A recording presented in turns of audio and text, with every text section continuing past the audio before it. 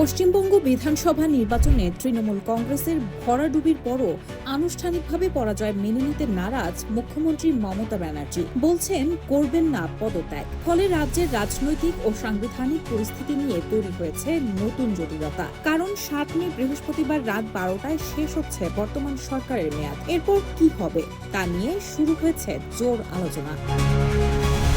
ভারতীয় বিভিন্ন সংবাদ মাধ্যমের দাবি, বিজেপি নেতৃত্ব আগামী ৯ মে রবীন্দ্র জন্মজয়ন্তীর দিন নতুন মন্ত্রিসভার শপথ অনুষ্ঠানের সিদ্ধান্ত নিয়েছে। কিন্তু তার আগে যদি মমতা বন্দ্যোপাধ্যায় পদত্যাগ না করেন, তাহলে ৮ মে অন্তত ২৪ ঘণ্টার জন্য পশ্চিমবঙ্গে রাষ্ট্রপতি শাসন জারি হতে পারে বলে মত দিয়েছেন একাধিক প্রবীণ আইন বিশেষজ্ঞ। মূলত ভারতের সাংবিধানিক রীতি অনুযায়ী নির্বাচনে পরাজয় নিশ্চিত হওয়ার পর বিদায়ী মুখ্যমন্ত্রী রাজ্যপালের কাছে পদত্যাগপত্র জমা দেন। এরপর নতুন সরকার দায়িত্ব গ্রহণ না করা পর্যন্ত তাকে অন্তর্বর্তীকালীন মুখ্যমন্ত্রী হিসেবে দায়িত্ব পালনের অনুরোধ জানানো হয়। তবে এই সময়ে কোনো গুরুত্বপূর্ণ নীতিগত সিদ্ধান্ত নেওয়ার সুযোগ থাকে না।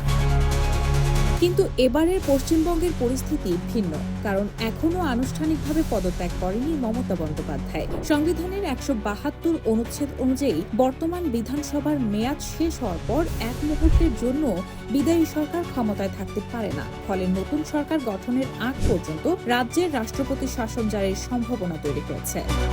ইতোমধ্যে রাজ্যের মুখ্য নির্বাচনী কর্মকর্তা মনোজ আগরওয়াল ২৯৩টি বিধানসভা কেন্দ্রের নির্বাচিত সদস্যদের সরকারি গেজেট রাজ্যপালের হাতে তুলে দিয়েছেন। এরপর সংখ্যাগরিষ্ঠ দলকে সরকার গঠনের আহ্বান জানাবেন রাজ্যপাল।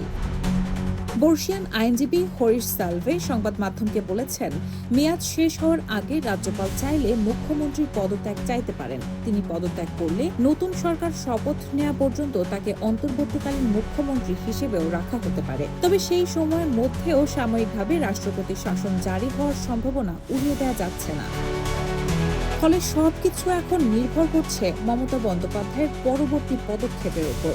তিনি শেষ মুহূর্তে পদত্যাগ করেন নাকি সাংবিধানিক অচলাবস্থার দিকে এগোয় পশ্চিমবঙ্গ, সেটি এখন সবচেয়ে বড় প্রশ্ন। রাজনৈতিক মহলের নজর এখন রাজভবন ও নবান্নের দিকেই।